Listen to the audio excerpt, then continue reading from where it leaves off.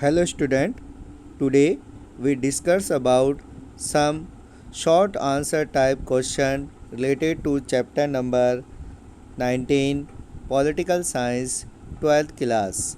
So start today's topic. First question, what do you mean by federalism? यानी कि आप संघवाद के बारे में क्या जानते हैं, उससे रिलेटेड क्वेश्चन है।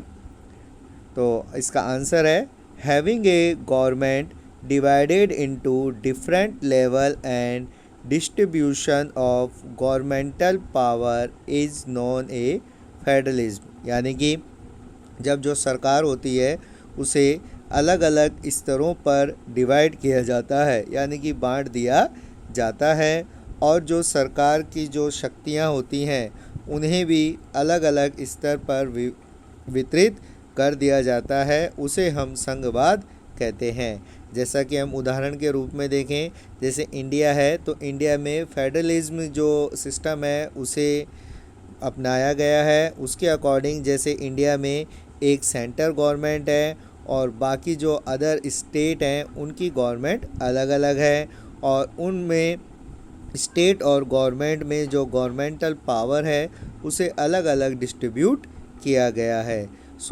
तो जो फेडरलिज्म है उसे हम कह सकते हैं कि इसमें जो गवर्नमेंट होती है उसको डिफरेंट लेवल पर डिवाइड किया जाता है, और उन लेवल्स में जो गवर्नमेंटल पावर है उसको डिस्ट्रीब्यूट किया जाता है। Our second question is what are the type of formation of federal structure? यानी कि जो फेडरल स्ट्रक्चर है, यानी कि जो संघात्मक ढांचा है, वह कितनी प्रकार से बनता है? इसका आंसर है federal structure is formed by two process. यानी कि जो हमारा फेडरल स्ट्रक्चर है वो दो तरीके से बनता है, उसके दो प्रोसेस होते हैं। फर्स्ट प्रोसेस में different sovereigns unit combined into one unit. इसका मतलब जो अलग अलग जैसे छोटे छोटे जो राज्य हैं वो आपस में मिलकर और एक बड़ी यूनिट यानी कि बड़ा संघ बना लेते हैं, उस तरीके से भी फेडरल स्ट्रक्चर डेवलप होता है। और सेकंड टाइप है इसका, one big political unit divides itself into different unit which a view of providing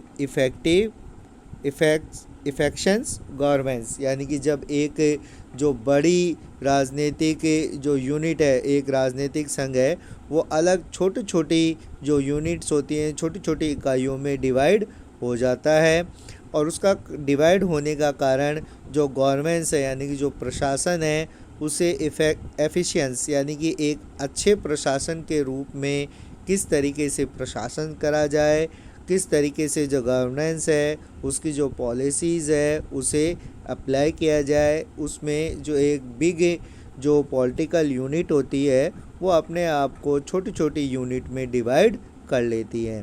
तो इस तरीके से जो फेडरल स्ट्रक्चर है उसके फॉर्मेट के टू प्रोसेस होते हैं। एक प्रोसेस में जो छोटी छोटी जो यूनिट्स होती हैं, डिफरेंट जो यूनिट्स होती हैं, वो एक बड़ी यूनिट में कंबाइंड हो जाती हैं और अपनी पावर को इंक्रीज़ करती हैं।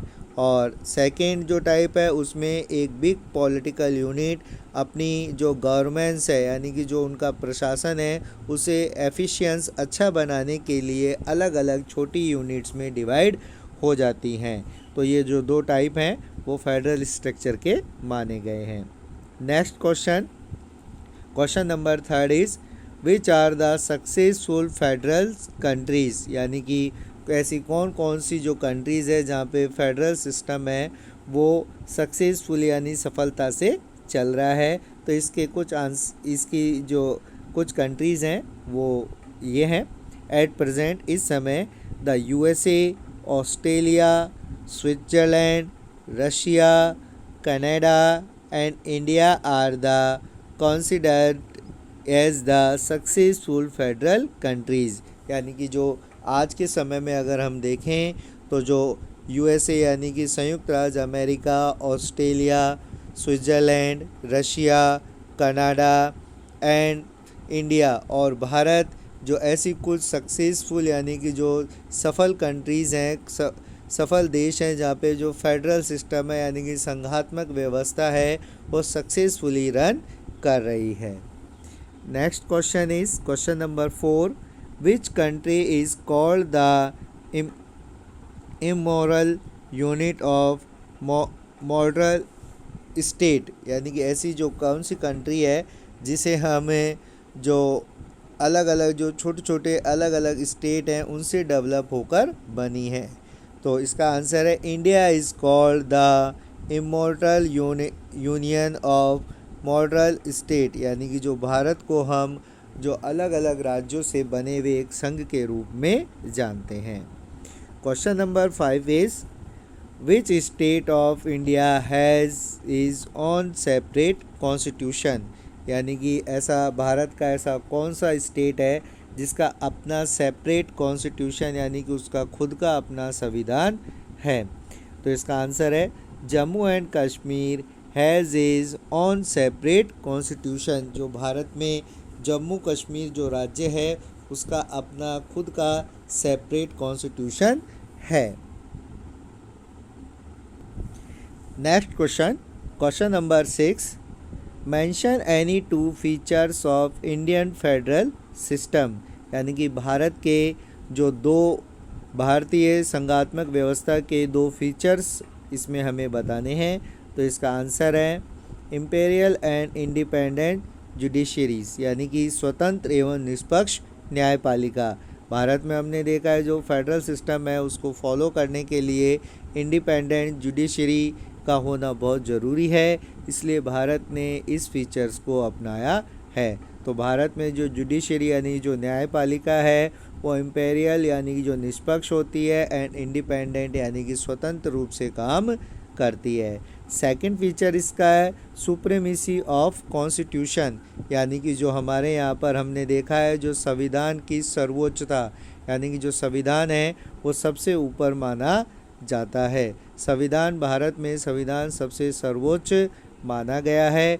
तो ये जो 2 फीचर्स हैं उन्हें हम इसमें डिस्क्राइब कर सकते हैं कि जो इंडिया का जो फेडरल सिस्टम है उसके 2 फीचर्स में हम इम्पेरियल एंड इंडिपेंडेंट जुडिशरी यानी कि स्वतंत्र एवं निष्पक्ष न्यायपालिका और साथ ही साथ सुप्रीमेसी ऑफ कॉन्स्टिट्यूशन, यानी कि जो संविधान है भारत में संविधान सर्वोच्च माना जाता है।